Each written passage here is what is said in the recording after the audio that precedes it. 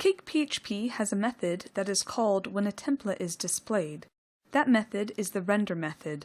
The render method has a standard behavior of calling the template that corresponds to the name of the action the controller is currently in.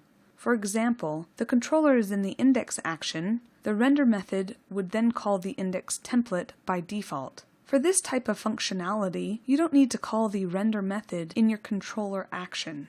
On occasion, though, you will want to override the default template. Some reasons you might want to call another template in your render method would be to reuse a template you already created for another action. Plugins and elements are another reason that you might want to call a different template to render on your page. The render method takes an optional single parameter, which would be the name of the template you want displayed instead. For example, I would type this, then the render method, and I would pass in the parameter, the template that I would want to use. In this case, it would be the index template.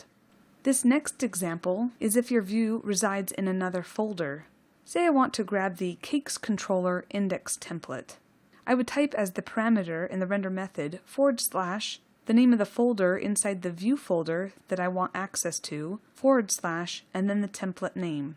So by calling this particular render method with this particular parameter, it would be as if I were accessing the app / view / cakes / index template. This gives great flexibility for your design. Let's create an action in our items controller that will call another template besides the default template that should be rendered.